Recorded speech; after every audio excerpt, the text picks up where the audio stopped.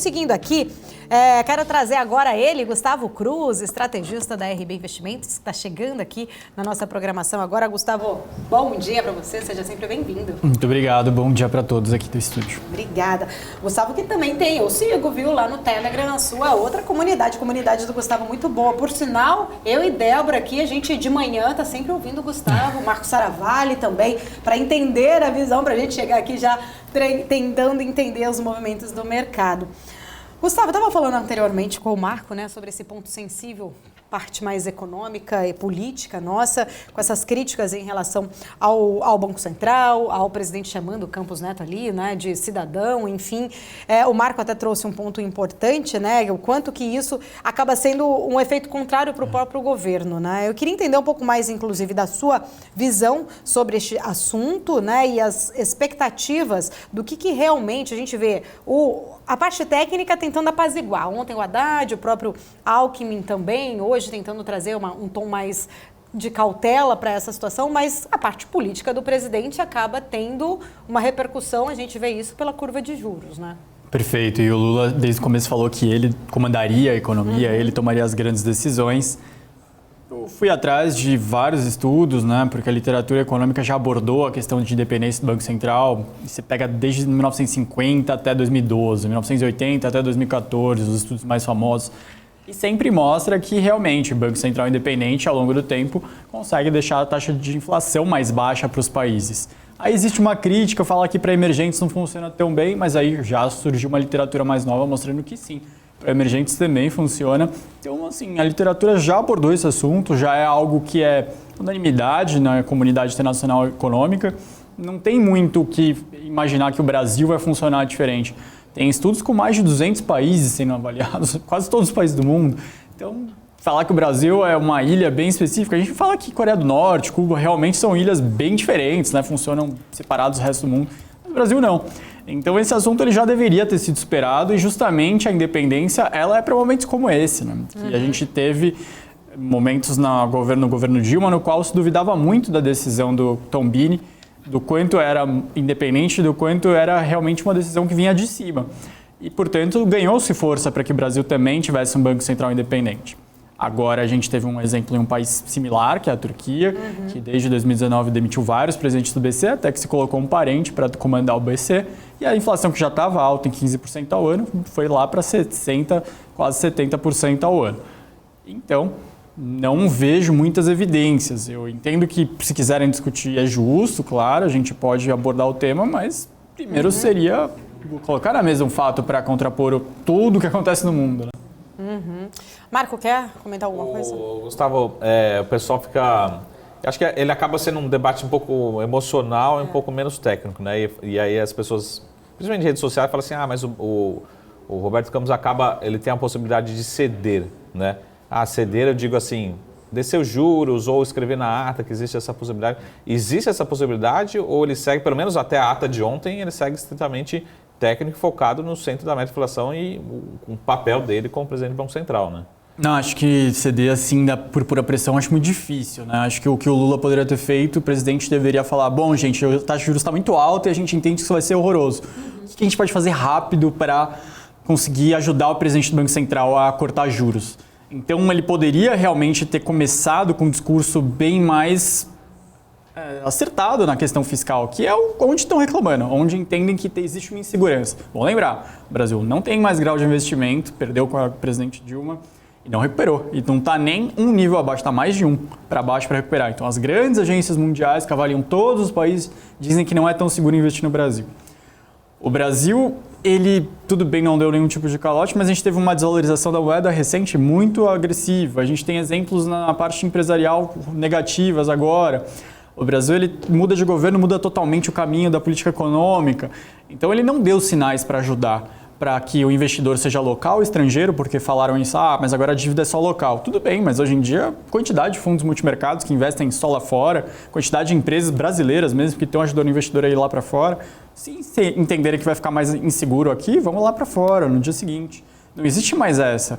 Então eu entendo que vamos querer reduzir os juros, então vamos fazer o que é necessário para isso. Você quer mudar a regra fiscal? Coloque uma crível, coloque uma regra que realmente você consiga chegar, apresentar e o mercado vai comprar. Não foi o que foi feito. No ano passado, na hora de escolher a equipe econômica, era sabido que existiria uma resistência ao Fernando Haddad.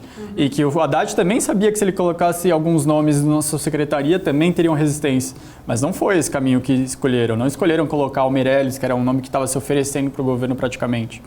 Então, se quer reduzir, abre o caminho, aprove mais reformas, acelere na tributária, trabalhe para o acordo comercial. Não fale que vai fazer uma moeda única com a Argentina, uma moeda comum, que seja.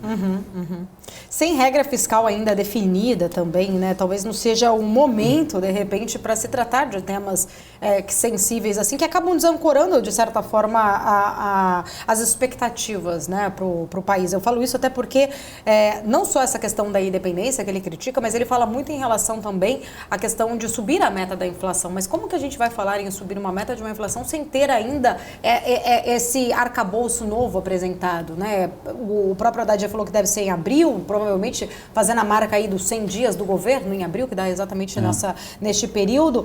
Mas você acredita que falar... Porque assim, a gente sabe, falar é uma coisa, a prática é outra, mas o mercado ele reage às falas, igual a gente está falando agora. Ele só citou as críticas em relação ao Banco Central, a gente já vê que o prêmio é pedido, né? O investidor pede esse prêmio e as taxas sobem. É claro, tem toda essa questão que você falou, pode realmente não acontecer nada disso, mas há uma reação. Agora também, falar em relação a subir essa meta de inflação, não tem um plano fiscal ainda, uma regra fiscal definida. Fica muito difícil também para o mercado entender o que vai ser feito, né? Por exemplo, a gente acabou de sair de um jogo de futebol ontem que faz muita repercussão. É que nem você falar, o jogador ele tá um pouco lesionado, mas dá para quebrar o galho nesse jogo do final de semana. Depois ele vai ter uma lesão mais forte. É isso que vai acontecer se você subir a meta no momento que os juros estão altos e a inflação não está controlada. A inflação uma hora vai começar a subir mais. Então, o momento certo para você discutir isso seria, por exemplo, quando o Ilan estava com a inflação bem controlada e teve que mandar uma carta para o Congresso porque a inflação ficou abaixo do piso da meta. Ali tudo bem. Ali você poderia falar, poxa, Ilan, será que você não está perseguindo uma inflação tão baixa que o ideal seria estar um nível a mais para aí sim você crescer um pouco mais? Ali é o momento correto. Quando a inflação está acima do teto, aí você está forçando a barra. Eu entendo que alguns pontos que foram tratados são justos. Você fala, eu quero que seja um diretor que seja um contraponto ao presidente do BC. É justo. A ideia é essa, que você tenha presidentes colocando nomes de ideias diferentes, mas o consenso prevaleça a lógica. Também não adianta você botar um cara que seja contraponto, mas que não seja respeitado por ninguém. Aí você está botando realmente um estrelinho no ninho. Se você realmente coloca um contraponto, mas que faz um pouco de lógica, que traz ideias diferentes, isso é aceitável. Mas são caminhos diferentes, o que está sendo falado e o que deveria ser feito. Eu comentei aqui um pouco anteriormente em relação à Bolsa, né, que poderia ser um cenário possível, não necessariamente provável, mas um cenário possível caso realmente ocorra uma mudança do Banco Central. Agora, de uma forma geral, assim, até pegando uma agência de rating, será que o Brasil poderia ter ainda um downgrade a mais ainda em relação ao nosso rating, ou seja, piorar ainda mais? Ou seja, qual que seriam realmente as consequências, pelo menos de curto prazo? E assim, não necessariamente que vão acontecer, mas o mercado tende a precificar, né, e antecipar esse movimento. Assim, mas qual seria realmente os cenários, talvez o cenário base, os cenários mais radicais em relação à precificação de ativos e à percepção de risco, né? Se você traz uma regra fiscal que a trajetória nos próximos 4, 8 anos seja de não conseguir esperar a dívida só crescer, obviamente você é mais rebaixado, porque a agência de rating chega para vocês e fala, acho que investir no Brasil ficou ainda mais inseguro. Porque é isso, qualquer pessoa, se você está devendo para a escola de natação, mas aí começa a dever para a escola de espanhol também, você está falando para o banco que você está com 2 dívidas crescendo. Então, isso está ficando mais arriscado para ele te emprestar mais recursos. Eu queria... Você quer concluir esse assunto? Quer fazer mais alguma? Porque eu só queria perguntar de Eletrobras. Eu acho que pode falar. Poderia passar só antes em relação a fazer aquela junção do tema do CARF, né, que é um tema importante, para entender justamente isso, né, o quanto que isso está relacionado, né, em relação a toda essa incerteza local e fiscal, né? E só para explicar, por exemplo, na sua visão, o que é o cenário base das mudanças do CARF e o que pode prejudicar, beneficiar, assim, tende a ter algum benefício para o governo, um malefício, traz uma incerteza adicional para o empreendedor brasileiro, enfim, como é que fica toda essa relação? Eu entendo que a gente vai ter um ano de mudanças nas diretrizes, acho que de tudo que eles puderem na questão econômica, né? A gente sabe que a força no Congresso não é tão grande que nem em outros momentos, né? A gente viu que os presidentes do Senado e da Câmara dos Deputados não são exatamente a base do presidente Lula, como ele teve em outros momentos. O MDB, por exemplo, presidiu o Congresso e era a base. Agora não é bem assim. Então, aonde que ele tem mais poder de mexer na economia o quanto antes? É olhar para estatais, é olhar para decisões que não passem justamente por mudanças em leis. Então, por isso que ele está buscando essas alternativas. É por isso que ele fala o tempo todo em bancos públicos mais ativos, em Petrobras com uma interferência um pouco maior. Enfim, isso eu acho que deve ser o rumo para esses primeiros anos. Pode ser que mude ao longo do tempo, que demonstre uma força e mais partidos queiram ir para a base, mas por enquanto eu entendo que é nessa linha. Bom, eu queria entender da visão de vocês sobre Eletrobras. Já que a gente está falando, eu quero ainda falar um pouco da visão, né, do cenário lá fora também, mas já que para concluir esses assuntos políticos aqui do nosso interno e os reflexos disso, ontem a gente viu a Eletrobras caindo bastante, está em queda ainda agora os papéis, né, de Elet 3, Elet 6, por conta, né, daquela fala do Lula, falando aí que é criticando a privatização, trazendo aí que a AGU poderia pedir a revisão do contrato. Como que vocês veem esse assunto? Será que isso deve realmente, há essa possibilidade, de repente, dessa reversão? Tiveram pontos ruins na privatização, como colocaram questão de investir em térmicas em estados onde não eram tão necessários. Eu acho que revisar esse tipo de complemento poderia ser feito. Eu acho que é um ponto válido para você discutir. Teve muito político que no ano passado quis colocar temas dentro da privatização da Eletrobras para beneficiar o seu feudo político, né? Para garantir indicações políticas lá dentro. Mas a privatização como um todo, eu acho que também, mais uma vez, é uma reação muito forte ao que aconteceu no governo Dilma. O Lula reclama da independência do Banco Central e da privatização da Eletrobras, e, ao mesmo tempo, leva a Dilma para a posse do mercadante no BNDES. Então, ele deveria questionar ela também. Falar, poxa, olha o que você fez. Olha, eu não queria estar com, assim... Se não tivesse acontecido, talvez, tudo que aconteceu com a Dilma, o Congresso não teria também, talvez, tanta motivação. Assim. A gente até entende que é o melhor dos cenários, BC independente e privatização da Eletrobras. Mas isso ganhou força mesmo, foi com o fracasso da Dilma, que levou para um extremo nos dois pontos. Acho que a grande preocupação é justamente, a gente está fazendo um paralelo aqui com, estava falando com a Paula antes, da expectativa versus realidade, assim, tentar forçar uma redução dos juros, que não existe uma parte técnica ainda que justifique, né? E talvez voltando ali, talvez eu sempre isolo na madeira, mas voltando a MP 579, né, que a gente lembra muito bem, né, que foi mais ou menos nesse conceito, né, tentando forçar uma redução dos preços de energia, que acho que o impacto, né, a externalidade, o impacto na economia, na economia brasileira como um todo, acabou sendo horroroso, assim, foi muito ruim, foi recessão, preços acabaram subindo de vez de cair, enfim.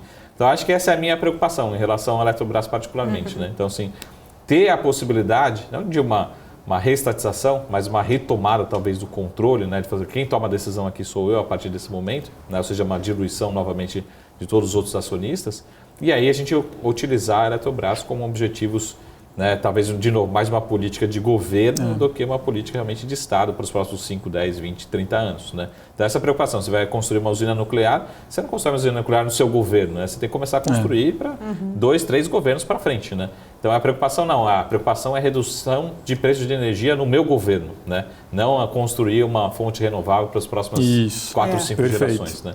Então, essa é a preocupação que a gente tem. E, novamente, já aconteceu no passado. E aí, infelizmente, a gente tem os maus exemplos, né? A gente lembra da MP 579 e outros exemplos e fala, pô, será que vai se repetir? Essa é a preocupação. Né? Então, talvez assim, é o famoso, será que aprendeu com os erros do passado? Né? E aí a gente faz esse paralelo, talvez, Banco Central com a MP 579.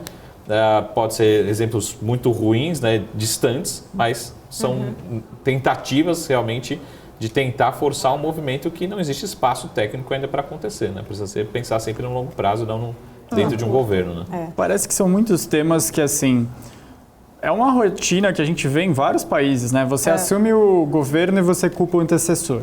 Só que a partir de um tempo, você já está lá, já está comandando o país. Então, por que você não está entregando? Pode ser culpa do antecessor, você ter assumido num cenário que você não gostaria. Aí você precisa achar um outro inimigo. E parece que o Campos Neto, como ele vai ficar até o final de 2024... Se tornou isso. Já foi escolhido como alvo, como culpa, por exemplo. A economia em 2022, março a gente vai saber pelo IBGE, deve ter crescido entre seus 2,5% e 3%. Esse ano, um cenário otimista do mercado é 1,5%. Ou seja, vai reduzir bem. E no ano passado, que começou acima de 2 dígitos, quase 12, se eu não me engano, de taxa de desemprego, fechou o ano em 8. Esse ano, a tendência é que, se fechar em 8, vai ser bom. Pode ser que até suba um pouco a taxa de desemprego. Então, aquela retomada econômica do ano passado, esse ano vai estabilizar. E o Lula sabe que a taxa de juros alta ajuda a travar um pouco a economia a engrenar. Só que ele deveria abrir os caminhos para que essa taxa caia o quanto antes e não criticar ela assim, porque aí você só dificulta. E para um político experiente nem está fazendo muito sentido esse tipo de discussão. Bom, já que a gente falou de Eletrobras, deixa eu só atualizar aqui com a Débora que está me chamando. Ela já abriu aqui no nosso painel o setor também como um todo. Vamos lá, Débora. Os papéis que seguem em queda, Paula, como você falou, vou até expandir aqui, não minimizar aqui o nosso monitor de mercado para poder o pessoal conseguir ver melhor de casa. A LET6 é quem lidera perdas agora do setor, 0,59% a R$ 38,67. A LET3 também queda de 0,22%, R$ 36,77. A AES é a menor queda do setor, 0,10%. CPFE também está caindo, mas todo o restante do setor em alta, Light inclusive, 8,65%. Lembrando que nessa situação de Light houve, né, aquela especulação de que teria um pedido de recuperação judicial, a companhia negou, né, e a gente vê essa recuperação então no papel, 8,65%. Neoenergia também sobe, Engie está subindo, Engie 11 sobe 0,20% e segue então TAI 11 também subindo 0,17%, maioria do setor em alta por enquanto, Paula. Tá certo, Débora, estou aqui de olho aqui nas atualizações. A gente já estava falando aqui do Lula, só vou trazer aqui algumas aspas dele. Ele que está numa reunião com os líderes partidários lá no Planalto, ele falou, precisa ser hábito discutir os problemas no país, não tem mais razão para não resolvermos demandas do Congresso. Ele falou aqui sobre o Alexandre Padilha, que tem um compromisso de manter a relação harmônica com o Congresso. Quanto mais tempo passa, mais caro fica a aprovar projetos. Lula falou, minha confiança é que vamos repetir governo de sucesso para acabar com a miséria. Confio que a economia vai voltar a crescer, depende muito de nós.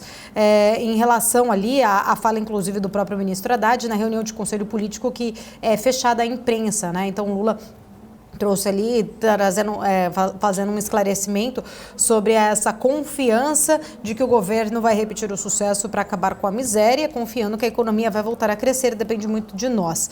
Bom, estou aqui com as aspas, né? Vou atualizando em tempo real aqui para todos vocês essas falas do presidente Lula. Voltando aqui com o Gustavo e com o Marco, antes da gente falar então dos Estados Unidos, que eu também quero ir um pouco para lá, querem comentar alguma relação? Só um assunto, voltando para a Eletrobras, que eu estava vendo ali na tela, até interessante que a gente completou um pouco mais de um ano aí, né, da oferta. Muita gente entrou via FGTS, né? FGTS, suado, né, o seu dinheiro, da aposentadoria. Muita gente trocou, né? Eu também fui um deles, troquei, eu tinha um pouco de FGTS, também troquei, está lá ainda. Mas lembrando que a oferta foi a R$ 42,00 e ali, olhando para o telão, ele está num preço abaixo. Então passou um ano, as ações subiram, as ações caíram e hoje está abaixo do patamar da oferta. Né? Então, ou seja, o investidor até agora já viu de tudo na Eletrobras e infelizmente fica com aquela sensação. Se olhar para a Petrobras e para a Vale, que foram os dois principais cases de FGTS, ganhou dinheiro, né? E aí eu já passo para o Gustavo, assim, o que fazer? Porque nesse momento o investidor ele pode trocar, né? Será que ele continua em Eletrobras, né? Ou troca, porque você tem outros fundos FMPs que você pode trocar dentro da sua instituição financeira, trocar para outros fundos, né? Assim, cada um com uma composição diferente, tem uns que tem crédito, enfim, mas a partir desse momento o investidor ele pode fazer essa troca, né? Será que troca com prejuízo, passa para outro fundo, continua na Eletrobras? É uma pergunta provocativa. Provocativa é difícil, né? Eu entendo que a Eletrobras, ela de fato está fora, acho que agora da alçada tão grande assim do governo como esteve em outros momentos. Pode ser revista em alguns pontos, mas não a privatização como um todo, e acho que o governo nem teria, digamos assim, recursos para bancar isso, seria mais um desgaste, tirar recursos de outras áreas para reestatizar, enfim. Portanto, eu ainda entendo que a Eletrobras vai funcionar melhor, o Wilson Ferreira voltando à presidência, né, já desde agosto, se não me engano, E acho que os resultados da Eletrobras vão aparecer melhores nos próximos anos. Agora, eu ainda entendo que depois do resultado do Itaú ontem, você vê que tem empresas muito sólidas, muito boas, com preços interessantes. Você pega o preço sobre lucro do Itaú, se eu não me engano, está na mínima em 5, 6 anos. Desde a época da Dilma, né? Mais ou É, menos. né? Tá muito mais baixo do que o normal. E o Itaú é o maior banco, é extremamente sólido, não oscila tanto, a volatilidade do Itaú é bem menor do que o Ibovespa. Então, nesse momento, ainda entendo que tem empresas no índice com histórico bom, com perspectiva bem tranquila de crescimento, que não devem passar por volatilidade tão grande nesse ano, mais interessantes do que você entrar em papéis que pode ter o dedo do governo.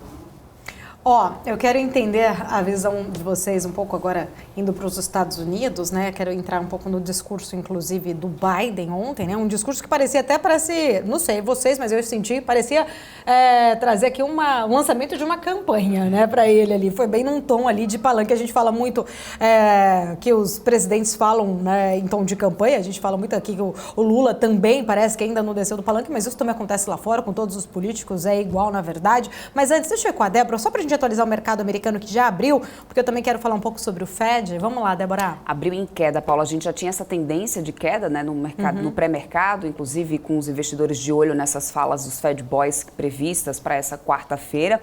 E continua assim, olha só, Dow Jones agora cai 0,09, S&P 500 0,28, Nasdaq está caindo agora 0,24%. Lembrando que a gente tem também temporada de resultados acontecendo por lá, né? E a gente vai ter resultado de Disney hoje no fechamento do mercado, ou seja, e as Big Techs também não estão vindo com números muito interessantes, Paulo, mas aí está agora realmente os investidores ainda com aversão ao risco lá nos Estados Unidos por enquanto.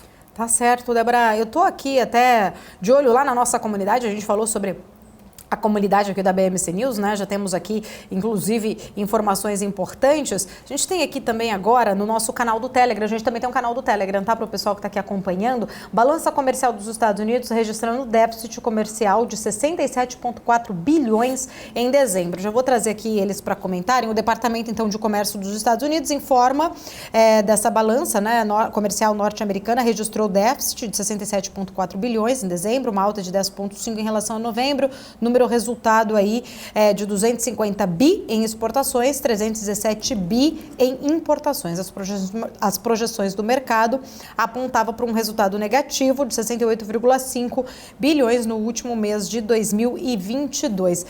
Entender um pouco mais do cenário econômico agora, americano. Essa informação, na verdade, ela foi divulgada ontem, né? Eu só estou atualizando aqui para a gente puxar um pouco mais o nosso gancho agora para o cenário internacional.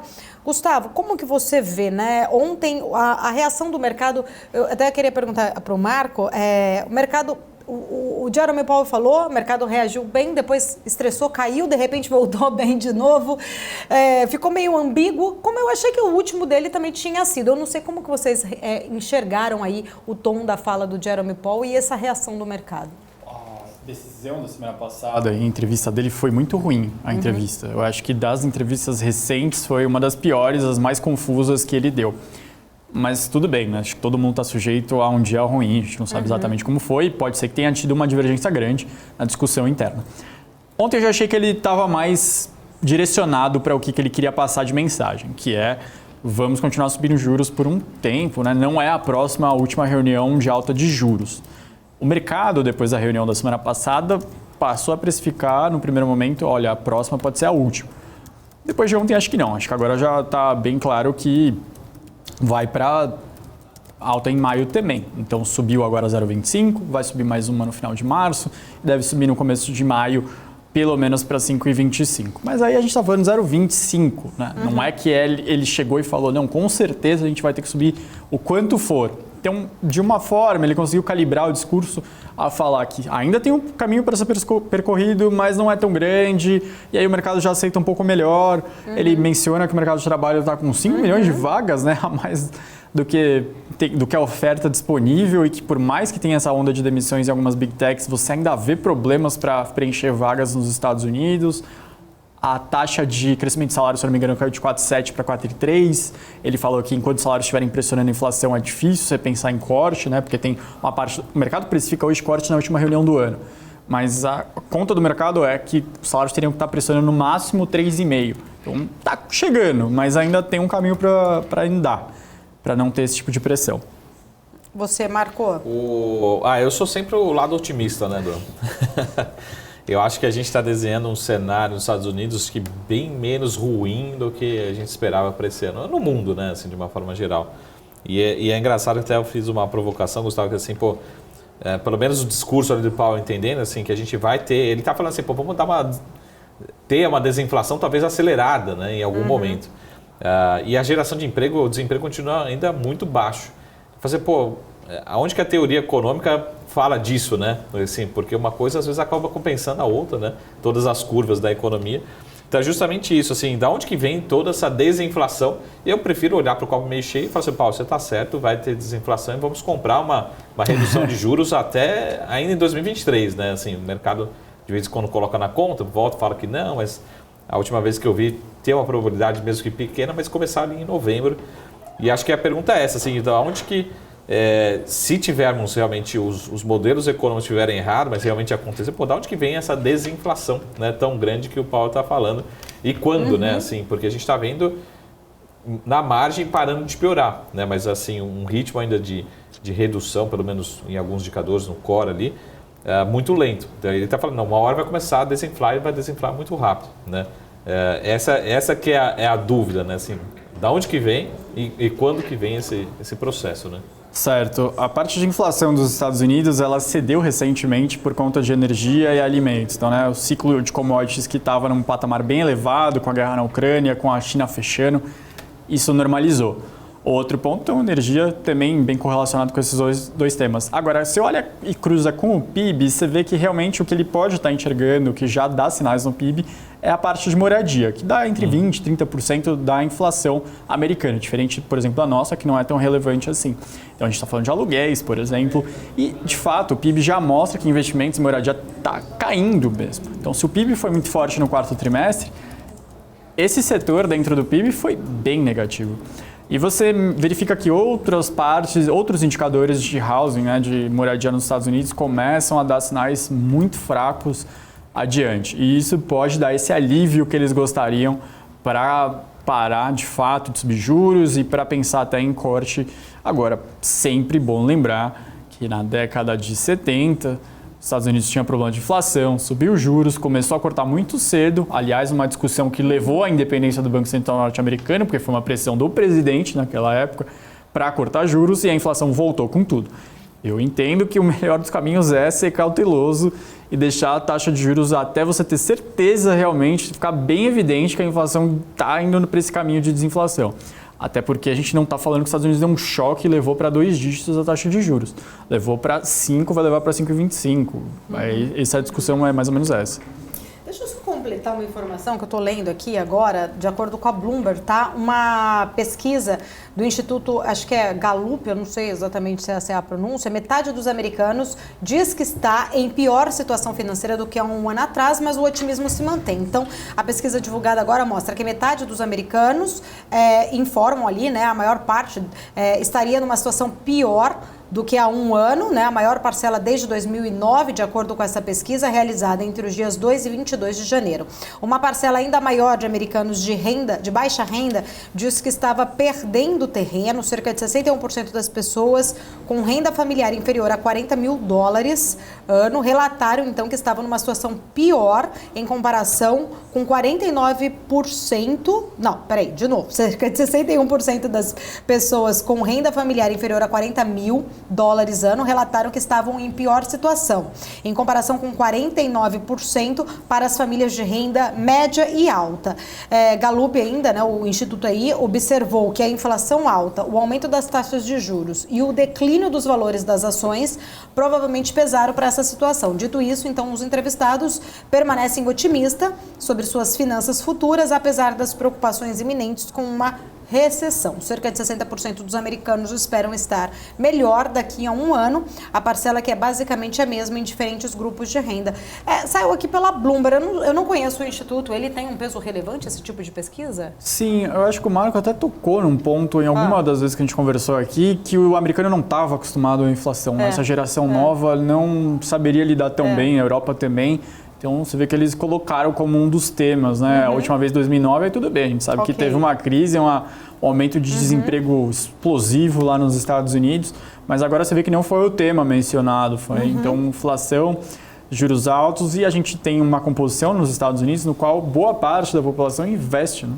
Diferente aqui do Brasil, que a gente é uma minoria ainda que investe. Então, por lá faz bastante diferença você ter um ano no qual os seus rendimentos, né, a questão dos dividendos, que é tanto ensinado na escola de finanças, é baseado na experiência americana. E falando um pouco, então, do discurso agora do Biden, né, que eu queria entrar um pouco mais, ele chegou até a ser vaiado, né, em algum momento ali daquele discurso, eu falei agora há pouco, né, que foi meio com um tom ali de campanha, porque ele trouxe, enaltecendo essa questão do desemprego menor em 50 anos, é isso? Acho que é, né, 5 décadas. Sim. Mas aí eu queria entender um pouco da visão de vocês quando ele faz ali uma crítica, principalmente em relação à China, né, e aí ele trouxe ali, só até essa aspas aqui, ele fala que restaurar a alma da nação, foi a frase ali dele, e ele falou, né, que diante do Congresso ali, muito até dividido, esse quadro do país ali, tentando fazer projetos de infraestrutura, construção de fábricas de microchips, dando até uma cutucada em relação à China, né? Eu queria entender um pouco mais da visão de vocês, principalmente nesse ponto, porque essa semana a gente viu, semana passada, todo um temor ali por conta do balão, depois o balão foi abatido, não era espionagem, a China não gostou, refutou a informação, e neste discurso ele acabou trazendo ali uma crítica também em relação a essas provocações por parte também, ali fazer uma provocação maior por conta da China. Como que vocês veem essa questão aí em relação aos Estados Unidos e China? Eu entendo que é uma demanda que vem de baixo, né? A população americana se sente, não ameaçada, não sei qual palavra usar, mas a China como um problema no futuro. Existe aquela coisa de ser patriota, dos Estados Unidos ser a maior economia do mundo e que não quer ser ultrapassado pela China. Então, não dá, ele quer deixar a relação melhor, mas se ele for muito brando, a população aumenta a rejeição, entende que ele não está sendo o líder ideal para lidar com uma ameaça externa. Portanto, sempre é pisar em ovos falar da China nos Estados Unidos agora em diante. A gente sabe que está tendo problema desde o começo da guerra comercial, mas é um tema que vai ser recorrente nos próximos anos. Agora, sobre a popularidade dele, sobre todo o desafio, parece que o plano era realmente que a vice-presidente fosse a concorrente adiante. Mas a popularidade dela é ainda mais inferior do que a do Biden. Portanto, dificulta essa trajetória de ascensão e nova possível candidata. E o Biden está mudando um pouco o discurso de podemos ficar mais tempo para tentar não perder o comando do país. Mas, de qualquer forma, parece que ainda está bem antecipado e que vai ser uma eleição que não parece simples, né? A reeleição nos Estados Unidos não parece que é mais tão simples quanto antes. Mas o Biden, de certa forma, até pensando aqui na questão saúde, né? Imagina uma reeleição, né, do Biden, porque ele tem alguns fatores também agora jogando a favor, né? Essa taxa de desemprego bastante baixa, se ele pega realmente uma reeleição com uma inflação muito mais bem comportada, ele tem alguns fatores muito positivos, né? Mas imagina um segundo mandato do Biden. Mas em relação à China, eu acho que depois, muito em breve, a gente vai começar a colocar talvez uma terceira peça no tabuleiro, que começa a ser a Índia também, né? A Índia começa a crescer muito forte, população, né? Hoje, em termos de população, e começa realmente a incomodar em termos de, vamos dizer assim, novos emergentes, né? Porque a gente viu isso nos anos 2000 para cá, né? Quando surgiu o termo BRICS ali, né?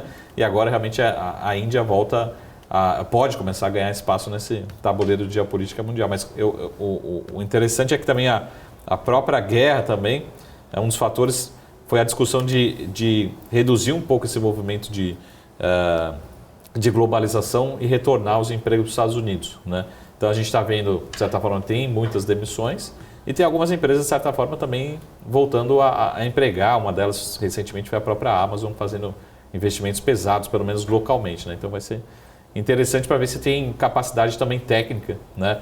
E mão de obra suficiente para todos esses empregos que estão querendo ser gerados nos Estados Unidos, né? O The Economist, se eu não me engano, de 2 semanas atrás, ela soltou uma matéria bem interessante mostrando a dificuldade que está sendo repor o mercado de trabalho americano, que muitas pessoas da geração baby boomer, ou 60 anos para cima, 65 para mais, eles não voltaram da pandemia para o mercado de trabalho e está fazendo falta. E eles mencionaram também que cada vez as pessoas ficam mais tempo afastadas do trabalho. O que eu quero dizer com isso? Antes da pandemia, as pessoas tinham determinado, fiquei doente, fico 1, 2 dias fora. Agora, depois da pandemia, as pessoas ficam mais dias e as pessoas estão trabalhando menos horas. Elas entendem que, como os salários cresceram, eu não preciso mais trabalhar tantas horas por semana. Eu consigo trabalhar 2, 3 horas por semana a menos agora nesse novo cenário. Isso está dificultando, sim, preencher determinadas vagas nos Estados Unidos, porque você vê que é uma configuração que não é um ciclo de 5 anos, né? Parece que já realmente mudou todo o panorama de mercado de trabalho americano e ainda tem muita empresa com dificuldade para preencher suas vagas, para crescer com mão de obra, como o Marco tocou aqui, qualificada.